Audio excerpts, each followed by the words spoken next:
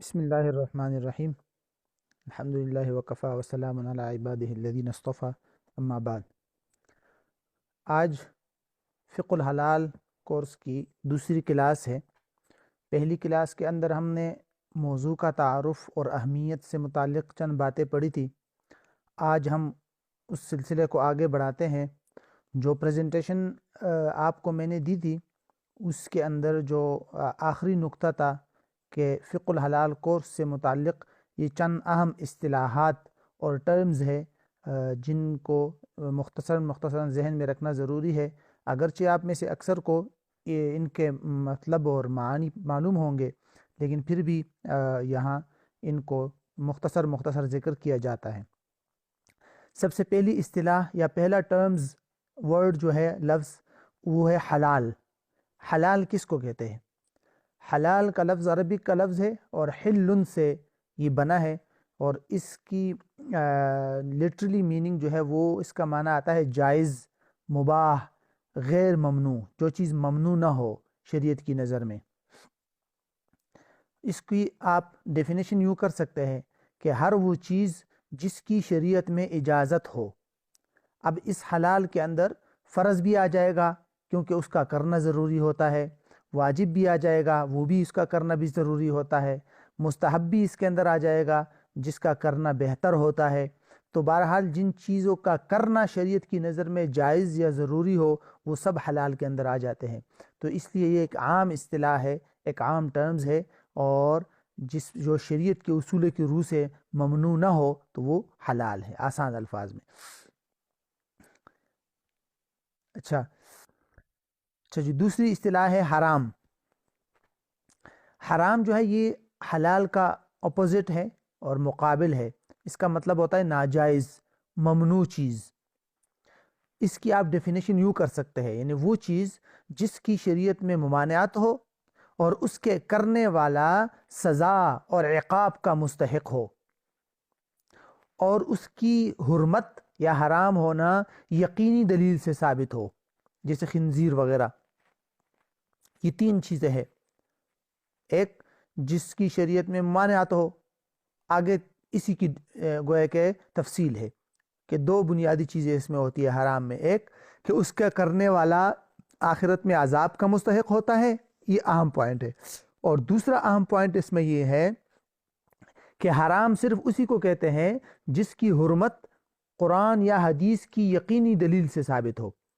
جن چیزوں کی ناجائز ہونا یا جن چیزوں کی حرمت قرآن و حدیث کی یقینی دلائل سے ثابت نہ ہو، اس کے لیے فقہا عموماً حرام کا لفظ یوز نہیں کرتے، اس کے لیے ناجائز، مکروہ تحریمی وغیرہ وغیرہ اس جیسا لفظ استعمال کرتے ہیں، کیونکہ کہ حرام یعنی واضح طور پر حرام کا لفظ صرف اسی کے لیے یوز کرتے ہیں جو قرآن و حدیث کی بالکل واضح اور یقینی دلیل سے جس کا حرام ہونا ثابت ہو۔ یہ ذہن میں رکھیے گا، کیونکہ حرام کا لفظ جو ہے نا یہ بہت ایک بڑا لفظ ہے۔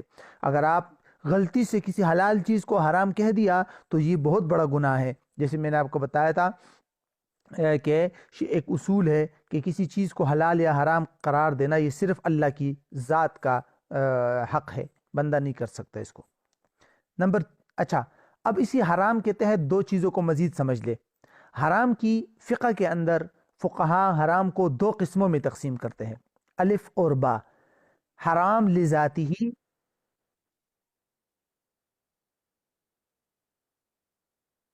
نہیں ہر کلاس کے آخر میں کوشش کریں اپنے پاس نوٹ کیجئے گا، یہ جو ہے مسئلہ پیش آئے گا پھر، تو اس لیے آپ کلاس کے آخر میں یا گروپ کے اندر سوال پوچھیے گا، ٹھیک ہے؟ ٹھیک۔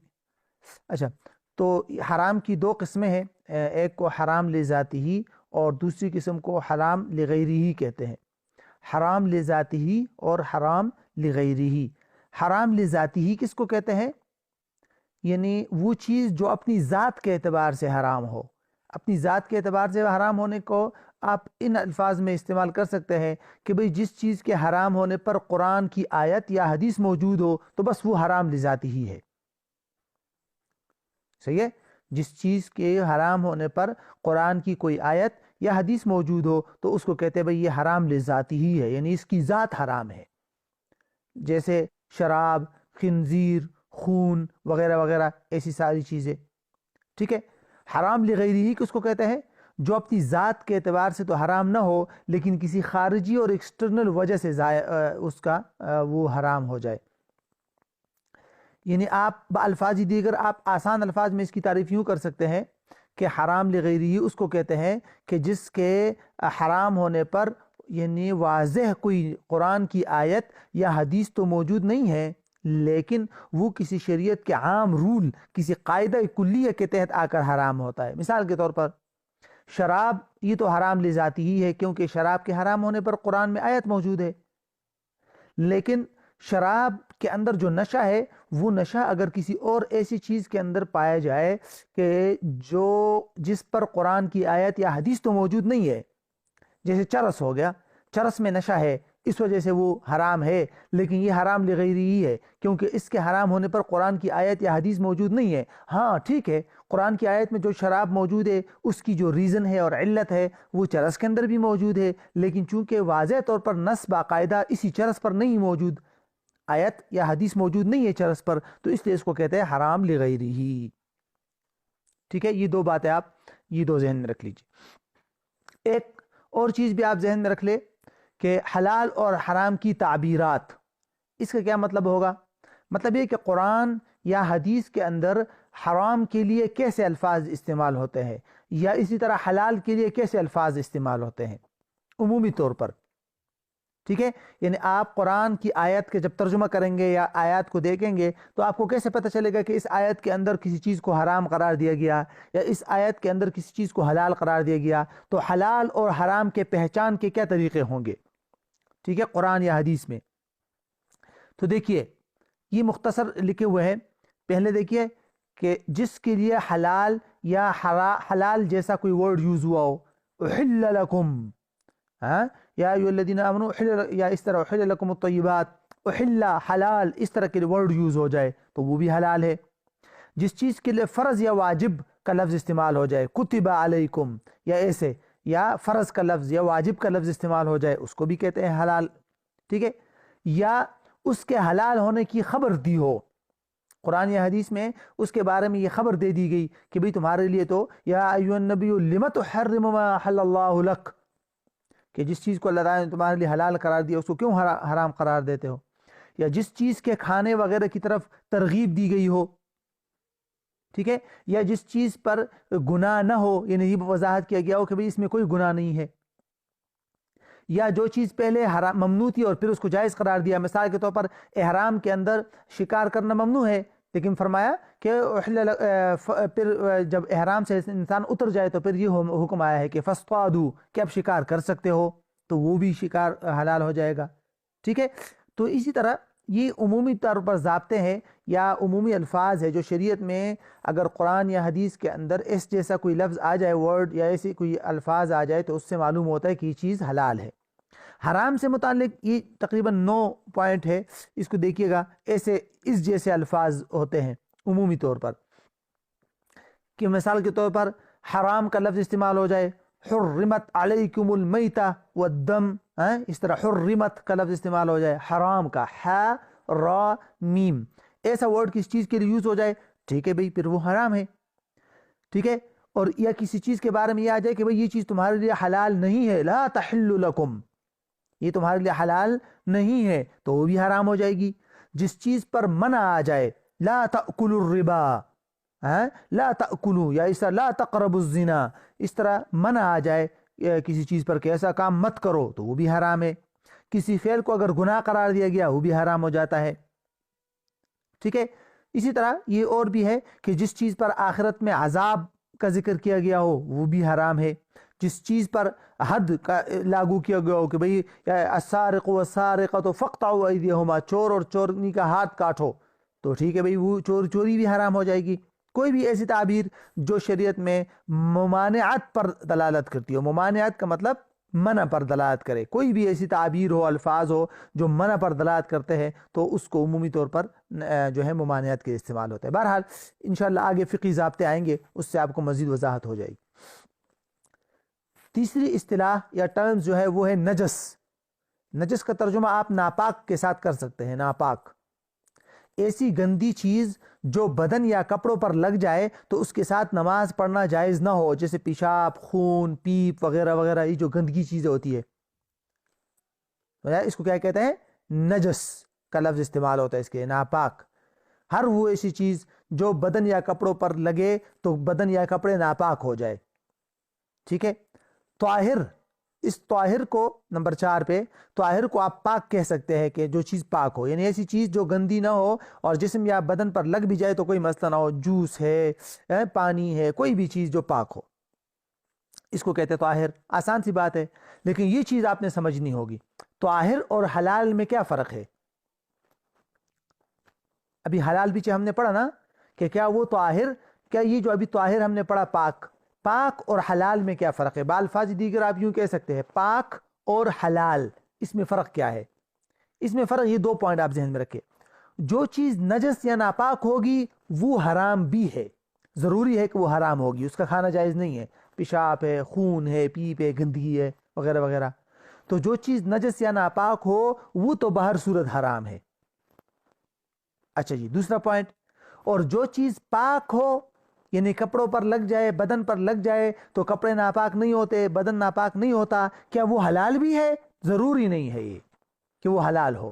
بسا اوقات پاک چیز حلال ہوتی ہے اور بسا اوقات پاک چیز پاک تو ہوتی ہے لیکن حلال نہیں ہوتی۔ مثال کے طور پر سمندر کے جتنے بھی جانور ہیں عمومی طور پر فقہاء نے لکھا ہے کہ وہ پاک ہے، اگر آپ کے بدن پر لگ جائے یا کوئی مسئلہ ہو جائے تو وہ ناپاک نہیں ہے، یا آپ کے جیب میں ہے کوئی چیز، سمندری جانوروں کا کوئی چیز رکھی ہوئی ہے یا نماز آپ نے پڑھی، وہ ناپاک نہیں ہے، لیکن وہ سارے کے سارے حلال نہیں ہے، صرف مچھلی حلال ہے، صرف کیا ہے؟ مچھلی حلال ہے۔ یا اسی طرح آگے جا کر آپ دیکھیں گے کہ کچھ جانور ایسے ہوتے ہیں کہ جن کے کچھ اجزاء جب ان کو دباغت دی جائے، ان کو پاک کیا جائے تو ان کو صرف خارجی طور پر انسان استعمال کر سکتا ہے، کوٹ میں، کپڑوں وغیرہ بنانے میں، جوتے بنانے میں، لیکن اس کو کھا نہیں سکتا کیونکہ وہ پاک تو ہوتی ہے لیکن حلال نہیں ہوتی۔ تو خلاصہ یہ ہے کہ حلال وہ چیز ہوتی ہے جس کا کھانا حلال ہو، اور پاک وہ چیز ہے جس کا کھانا ضروری نہیں ہے کہ حلال ہو، بس جس کا کپڑوں وغیرہ پر استعمال کرنا وغیرہ پاک ہو، ٹھیک ہے۔ تو پاکی کا تعلق ایکسٹرنل یوز کے ساتھ ہے اور حلال کا تعلق انٹرنل یوز کے ساتھ ہے، اندر کے کھانے پینے کے ساتھ، یہ بات ذہن میں رکھیے گا، ٹھیک ہے۔ تو یہ ہو گیا دونوں میں فرق، پاک اور حلال میں فرق۔ اچھا جی، یہ 5واں ٹرمز ہے، اس کو کہتے ہیں مباح۔ مباح کا ترجمہ آپ جائز کے ساتھ کر سکتے ہیں، یعنی ہر وہ چیز جس کا استعمال یا جس کا کھانا یا جو عمل کرنا جائز ہو، یہ حلال کے اندر بھی آتا ہے، لیکن حلال اور مباح میں عمومی طور پر فقہاء یہ فرق کرتے ہیں کہ جہاں پر کسی چیز کے حلال ہونے پر باقاعدہ نص موجود ہو وہ حلال ہے، اور اگر نص نہ ہو کوئی چیز ویسے ہی جائز ہے۔ عمومی طور پر دنیا کی تقریباً ہر چیز کے اندر اصول یہ ہے کہ وہ حلال ہوگی، پاک ہوگی، مباح ہوگی، جب تک کہ اس کے اندر کوئی نہ کوئی حرمت اور حرام ہونے کا ریزن نہ ہو، تو ان چیزوں کو مباح کہتے ہیں۔ بہرحال مباح ہر جائز چیز کو کہتے ہیں، تقریباً حلال کے قریب قریب ہے۔ مکروہ کس کو کہتے ہیں؟ مکروہ ان چیزوں کو کہتے ہیں جن کا ممنوع ہونا کسی یقینی دلیل سے ثابت نہ ہو، یعنی قرآن کی آیت یا کوئی بالکل واضح اور یقینی حدیث سے ثابت نہ ہو، بلکہ غیر یقینی دلیل سے ثابت ہو۔ غیر یقینی دلیل، اگر آپ میں سے بعض حضرات نے اصولی فقہ پڑھے ہوں گے تو ان کو پتہ ہوگا بعض احادیث ایسی ہوتی ہیں کہ جن کے ذریعے سے واجب شدہ چیز کو کوئی بھی انسان واجب یا یعنی بعض احادیث ایسی ہوتی ہے نا کہ ان سے جو چیز ثابت ہو جائے اس کو واجب یا فرض کی کیٹیگری میں نہیں رکھ سکتے، اس کو نیچے کیٹیگری میں لانا پڑتا ہے۔ اسی طرح بعض ایسی ہوتی ہے کہ ان سے جو چیز ثابت ہو جائے حرمت، وہ اس کو ہم حرام نہیں کہہ سکتے، اس کو پھر نیچے درجے میں رکھتے ہیں۔ تو جیسے خبر واحد ہے، یہ آپ نے اصول فقہ میں پڑھا ہوگا۔ بہرحال یہ ایک ٹیکنیکل سا ٹرمز ہے، اس کے بارے میں علماء نے لکھا ہے کہ جو چیز حرام کے بہت زیادہ قریب ہو اس کے لیے پھر فقہاء مکروہ تحریمی کا لفظ یوز کرتے ہیں، مکروہ تحریمی کو اردو میں عمومی طور پر ناجائز ہی کہتے ہیں، اور جو حلال کے زیادہ قریب ہو لیکن اس میں شک ہو تھوڑا بہت تو اس کو پھر مکروہ تنزیہی کہتے ہیں۔ مکروہ تنزیہی کا درجہ ذرا کم ہوتا ہے، ٹھیک ہے، یہ ذرا کم ناپسندیدہ ہوتا ہے، اور مکروہ تحریمی تقریباً ناجائز ہوتا ہے۔ بہرحال یہ ایک ٹیکنیکل سا ٹرمز ہے۔ مشتبہ، یہ جو اصطلاح ہے نا نمبر 7 پہ، مشتبہ، یہ فقہ الحلال کورس کے لیے بہت اہم ہے۔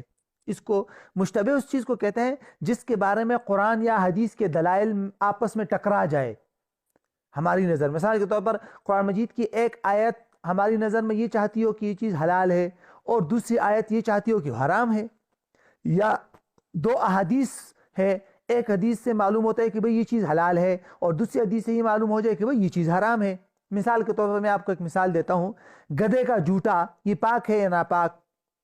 گدھے کا جوتا پاک ہے یا ناپاک؟ اس میں احادیث مختلف ہے، بعض احادیث میں آتا ہے کہ بھئی یہ پاک ہے، بعض احادیث میں آتا ہے کہ پاک نہیں ہے۔ اس وجہ سے فقہا اس کو کہتے ہیں مشکوک، مشبوہ اور مشکوک، ٹھیک ہے، تو اس کو مشکوک کہتے ہیں۔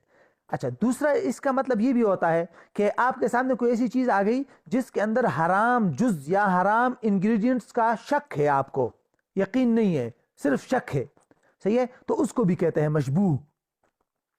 آج کل ای نمبرز وغیرہ، جو ای نمبرز ہوتے ہیں نا انگریڈینٹس کی جگہ پر، جو ای نمبر لکھے ہوتے ہیں E24 اور پتہ نہیں E51 اس طرح کر کے نمبر دیے ہوتے ہیں، تو ان میں سے بھی بعض ان کو مشکوک اور مشبوہ ان کو کہتے ہیں کہ جن کا بنیادی سورس جو ہے وہ مختلف ہو۔ مثال کے طور پر جیلیٹن لے لے، جیلیٹن ایسی چیز ہے جس کا سورس مختلف ہو سکتا ہے، حلال بھی ہو سکتا ہے، حرام بھی، نباتات بھی، حرام جانور بھی، تو اس کو بھی آج کل مشبوہ کہتے ہیں۔ پھر یعنی جو ای نمبرز ایسا ہے جس کے بارے میں ہمیں یقین نہ ہو کہ اس کا سورس حلال والا ہے یا حرام والا، تو ان ای نمبرز کو بھی مشبوہ کہتے ہیں۔ اس کی تفصیل انشاءاللہ آگے آئے گی۔ اور یہ آخری ٹرم اس کو کہتے ہیں خلاف اولا۔ خلاف اولا کا مطلب ہوتا ہے کہ جو چیز بہتر نہ ہو، صرف مطلب اگر کوئی کر لے تو کوئی مذائقہ نہ ہو۔ بہرحال یہ چند اصطلاحات تھی جو آپ کے سامنے بتانا ضروری تھا۔ اس سے متعلق اگر آپ کے ذہن میں کوئی سوال ہو تو آپ وہ کر لیجئے، ورنہ پھر ہم اپنا اگلا موضوع شروع کرتے ہیں۔ جی کوئی سوال کر رہا تھا؟ جی جی جی۔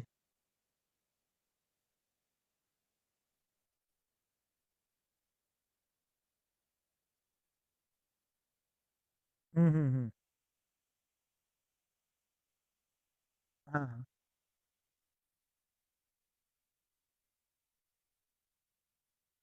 ہاں۔ جی جی جی جی۔ ہوں۔ اچھا، اب آگے ہمارا جو موضوع ہے وہ ہے حلال و حرام قرآن کی روشنی میں، ٹھیک ہے؟ یعنی قرآن کی آیات یا قرآن کا جب ہم مطالعہ کرتے ہیں اور اس میں ہم حلال یا حرام کے اصول نکالنا چاہیں اور کچھ بنیادی ضوابط یا کوئی بنیادی باتیں، تو اس کو ہم نے ان چار بنیادی باتوں میں تقسیم کر سکتے ہیں۔ نمبر ون، کہ محرمات قرآنیہ کی انواع، یعنی قرآن میں جن چیزوں کو حرام قرار دیا ہے اس کی کتنی قسمیں ہیں، ٹھیک ہے؟ یہ میں آپ کو صرف ایک خاکہ سا بتاؤں گا، ٹھیک؟ نمبر دو، حلال و حرام کے تین قرآنی اصول، یعنی قرآن مجید میں حلال و حرام سے متعلق چند اصول دیے گئے ہیں، تین اہم بنیادی اصول ہے، اس کو بھی جو ہے ذہن میں رکھنا ضروری ہے۔ نمبر تین پہ ہے کہ حلال یعنی حرام، متعین حرام مطعومات، یعنی قرآن مجید میں چند ایسی چیزیں ہیں کہ جن کو واضح طور پر حرام قرار دیا گیا ہے۔ یہ نقطہ آپ ذہن میں رکھ لیجئے کہ قرآن و حدیث کے اندر اس دنیا میں پائے جانے والی ہر چیز کے بارے میں یہ وضاحت نہیں ہے کہ بھئی یہ حلال ہے، یہ حرام ہے، یہ حلال ہے، یہ حرام ہے، ایسے تو، بلکہ قرآن و حدیث میں چند چیزوں کو واضح طور پر بتا دیا کہ بھئی یہ حرام ہے، یہ بھی حرام ہے۔ اب اسی سے آپ نے اصول نکالنے ہوں گے اور وہ اصولی باتیں آپ نے پھر دیگر جگہ پر منطبق کرنی اور فٹ کرنی ہوگی، ورنہ ایسے قیامت تک آنے والے ہر چیز کو قرآن کے اندر نہیں بتایا گیا کہ یہ چیز حلال ہے اور یہ چیز حرام ہے، کیونکہ قرآن ایک اصولی کتاب ہے، ٹھیک ہے؟ یہ ذہن میں رکھ، ورنہ ایسا ناممکن تھا کہ ہر چیز کے بارے میں قرآن ہمیں بتائے کہ بھئی یہ چیز حلال ہے اور یہ چیز حرام ہے، یہ حلال ہے، یہ حرام ہے۔ قیامت تک آنے والے احکام کے لیے قرآن مجید تب ہی رہنما بن سکتی ہے کہ جب قرآن ہمیں اصول دے، تو اس لیے ہم نے قرآن مجید نے ہمیں اصول دیے ہے، یہ بات ذہن میں رکھیے آپ۔ نمبر چار، زیب و زینت کے متعلق چند حلال چیزیں، سواری سے متعلق وغیرہ وغیرہ، یہ قرآن سے اندر یہ چیزیں۔ سب سے پہلی چیز کو دیکھتے ہیں ہم، ٹائپس آف فاربیڈن تھنگز، مطلب قرآن کے اندر جن چیزوں کو حرام قرار دیا گیا ہے وہ کتنی قسم کی ہے؟ بنیادی طور پر وہ چار قسم کی ہے۔ نمبر ایک، مظالم یا ظلم، نمبر دو، نکاح اور رشتے وغیرہ، نمبر تین، مکاسب، انکم، کمائی، ارننگز، اور نمبر چار، کھانے پینے کی اشیاء، ٹھیک ہے؟ ان میں تقسیم کر سکتے ہیں آپ قرآن مجید نے جن چیزوں کو حرام قرار دیا۔ سب سے پہلے والی چیز کو دیکھتے ہیں، مظالم یا ظلم۔ مظالم یا ظلم سے مطلب صرف اور صرف یہ نہیں ہے کہ آپ کسی انسان پر کوئی ظلم کرنا چاہیں اور ظلم کرے، بلکہ مظالم یا ظلم سے مطلب ہر وہ کام، ہر وہ فعل، ہر وہ ایکٹ جو شریعت کی نظر میں ناجائز ہے، اس سے مراد ظلم ہے، خواہ اس عمل کا تعلق قلب کے ساتھ ہو، دل کے ساتھ، جیسے عقائد اور نظریات. کیوں قرآن مجید میں بھی شرک کو بھی ظلم قرار دیا ہے نا، ان الشرک لظلم عظیم. تو اس کا تعلق دل کے ساتھ ہو یا اس کا تعلق عام انسان کے اعضاء اور جوارح کے ساتھ ہو. مثلا اس میں کیا کیا چیزیں آئیں گی؟ والدین کی نافرمانی، قتل کرنا، بدکاری اور زنا کرنا، کسی پر ظلم اور زیادتی کرنا، جھوٹ اور بہتان باندھنا، چوری کرنا. یہ جو ساری چیزیں قرآن مجید کے اندر آئی ہے یہ اس کے اندر آئے گی. تو مظالم یا ظلم کا مفہوم سمجھ آ گیا کہ ظلم کا مطلب صرف اور صرف کسی شخص کے ساتھ زیادتی نہیں ہے، ظلم کا مطلب شرک بھی ہے، ظلم کا مطلب عقیدے کے اعتبار سے غلط کام یا اپنے اعضاء کے اعتبار سے غلط کام آپ کرے، جھوٹ بولے، والدین کی نافرمانی کرے، قتل کرے، زنا کرے، جھوٹ بولے. تو اس طرح کے تمام اعمال اس کی کیٹیگری میں آئیں گے نمبر 1 میں. مثلا قرآن مجید میں آتا ہے قل تعالوا اتل ما حرم ربكم عليكم الا تشركوا به شيئا وبالوالدين احسانا ولا تقتلوا اولادكم من املاق. اولاد کو قتل نہ کرو، ولا تقتلوا النفس التي حرم الله. اس طرح اور بھی آیات ہے قرآن مجید کی دوسری جگہ میں ہے کہ قل انما حرم ربي الفواحش ما ظهر منها وما بطن والاثم والبغي بغير الحق وان تشركوا بالله ما لم ينزل به سلطانا. بہرحال تو قرآن مجید میں عمومی طور پر جن اعمال کو حرام قرار دیا ہے وہ نمبر 1 میں آئیں گے. نمبر 2 مناکح اور رشتے. آپ کو پتہ ہے کہ قرآن مجید میں اصولی طور پر کچھ رشتوں کو واضح طور پر حرام قرار دیا ہے، اور فی الحال ہم چونکہ قرآن کو دیکھتے ہیں تو قرآن کے اندر جن رشتوں کو حرام قرار دیا گیا ہے وہ بہت سارے ہیں، اور اس میں مشہور وہ سورہ النساء کی ایک آیت ہے نا کہ تمہاری حرمت علیکم امہاتکم و بناتکم و اخواتکم، آخر تک کی جو آیت ہے کہ تمہاری مائیں، تمہاری بیٹیاں، تمہاری بہنیں، تمہاری پھوپھیاں، تمہاری خالائیں، تمہاری بھتیجیاں، اس طرح بھانجیاں، یا دودھ پلانے والی عورتیں، دودھ شریک بہنیں، تمہاری بیویوں کی مائیں مطلب ساس، اسی طرح زیر پرورش جو سوتیلی بیٹی ہوتی ہے وہ. تو یہ ساری کی ساری حرام ہے. اس کو کہتے ہیں مناکح اور رشتے، حرام رشتے. ٹھیک ہے، یہ دوسرے قسم کے ہو گئی. تیسری چیز جو ہے وہ ہے اس کو کہتے ہیں مکاسب یا کمائی، ارننگز، یعنی ایسے سورسز جن سورسز سے نفع کمانا اور پیسے کمانا ناجائز ہے، وہ بھی اصولی طور پر قرآن مجید میں موجود ہے. ٹھیک ہے، اور وہ باقاعدہ ایک الگ موضوع ہے، اگر ہم اس میں لگ جائے، اس پر ہم نے پیچھے 3-4 مہینے کا کورس پڑھایا ہے معاملات والا. تو بہرحال لیکن یہاں اس کا ایک خاکہ سا ذہن میں رکھ لے کہ اس میں سے کیا کیا چیز آ سکتی ہے. سود ہے، جوا ہے، رشوت ہے، اس طرح جو بھی ناجائز معاملہ ہوگا شریعت کی نظر میں وہ سارا اس میں آئے گا. قرآن مجید میں آتا ہے نا لا تأکلوا اموالکم بینکم بالباطل، کہ تم باطل اور ناحق طریقے سے ایک دوسرے کا مال نہ کھاؤ. ٹھیک، اسی طرح الذین یأکلون الربا لا یقومون، سود کو بھی حرام قرار دیا. احل اللہ البیع وحرم الربا، سود کو اللہ تعالیٰ نے حرام قرار دیا. اسی طرح یا ایھا الذین آمنوا انما الخمر والمیسر والانصاب والازلام، نہیں وہاں وہ تو شراب سے متعلق ہے، وہ الگ ہے. ٹھیک ہے، تو ان چیزوں کو، سود وغیرہ کو حرام قرار دینا، رشوت وغیرہ کو حرام قرار دینا، کسی کا چوری بھی اس کے اندر آئے گی، چوری کے ذریعے کمائی. تو جتنے بھی کمائی کے حرام ذرائع ہیں ان سب کو حرام قرار دیے. نمبر 4 پہ ہے مطاعم. مطاعم کا مطلب ہوتا ہے یہ اطعمہ، اس کی جمع بھی آتی ہے اطعمہ، اس کا مطلب ہوتا ہے کھانے پینے کی چیز. لیکن اس کے اندر آپ 2 قسم کی چیزیں داخل کریں. استعمال، کھانے پینے کے بجائے اگر یہاں استعمال کی چیز آپ کہہ دیں تو زیادہ بہتر ہے. یعنی استعمال کی چیز کا مطلب یہ ہو جائے گا کہ انسان جو چیزیں کھاتا ہے استعمال کر کے، یا جو چیزیں انسان لگاتا اور بدن کے اوپر یوز کرتا ہے، استعمال کرتا ہے، تو اس سے متعلق بھی قرآن مجید میں بہت ساری چیزوں کو حرام قرار دیا ہے. مثال کے طور پر اس میں سے کئی چیزیں ہیں، جیسے شراب کا اندرونی استعمال، یعنی کھانا پینا وغیرہ، بلکہ خارجی استعمال بھی ناجائز ہے. تو یہ آگے انشاءاللہ آئے گی جو متعین حرام مطعومات ہے. وہ یہ جو نمبر 4 والا نقطہ ہے اس کی مزید ڈیٹیل وہ آگے دوسری بات میں آئے گی.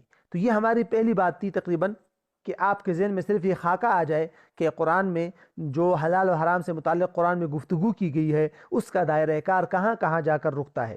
ٹھیک ہے، تو مظالم، مناکح، مکاسب اور مطاعم، اس کو فقہا یوں ذکر کرتے ہیں. اب دوسری بات کی طرف آئیے. یہ جو ابھی نمبر 4 ہم نے پڑھا کہ کھانے پینے کی متعین حرام اشیاء، اس کا انشاءاللہ وہ یہاں آ جائے گی. یہ دیکھیے یہاں اس کی تفصیل آ جائے گی نمبر 3 میں. ابھی ہم دیکھتے ہیں قرآن مجید کے 3 اصول دیکھتے ہیں، ٹھیک ہے؟ قرآن مجید سے حلال و حرام سے متعلق قرآن مجید کے یہ 3 اصول ہیں، یہاں تو مختصر میں نے لکھے ہیں، اس کو آپ ذہن میں رکھ لیجئے، یہ بہت اہم ہے۔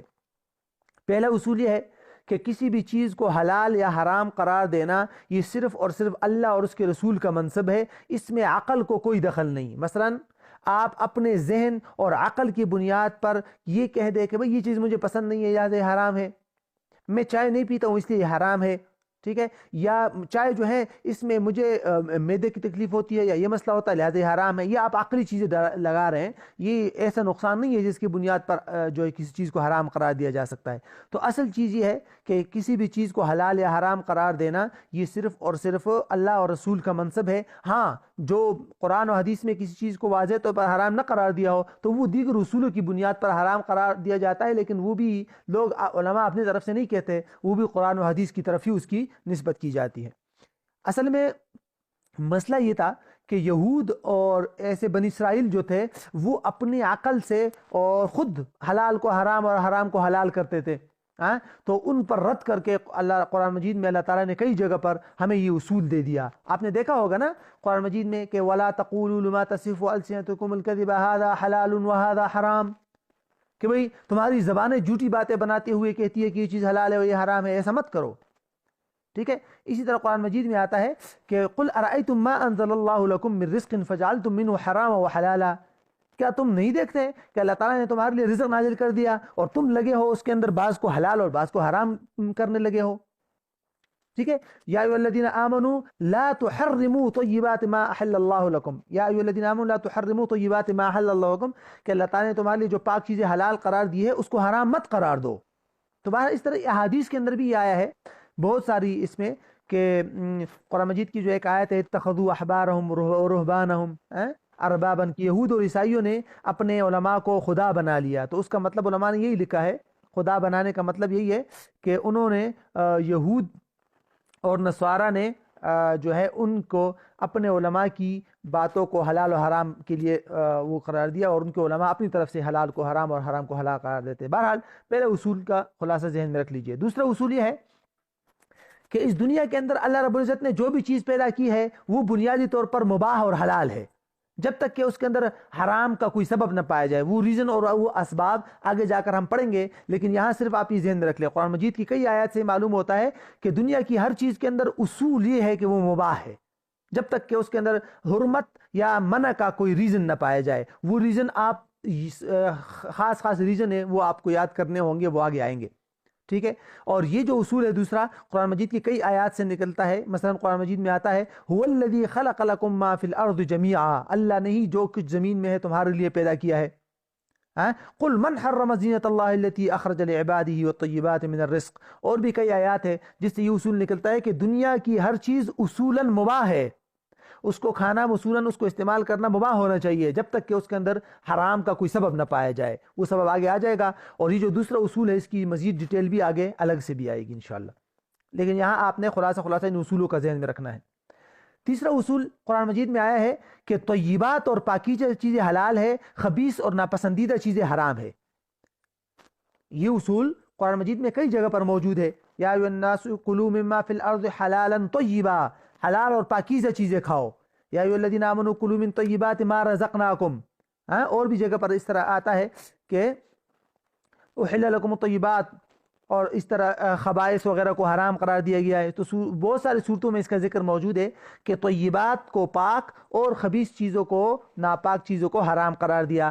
اب اصل میں بنیادی اور اہم پوائنٹ یہ ہے کہ طیبات کو ہم کس کو کہیں گے اور خبیث کس کو کہیں گے، چیز یہ ہے، یہ سمجھنے والی بات ہے۔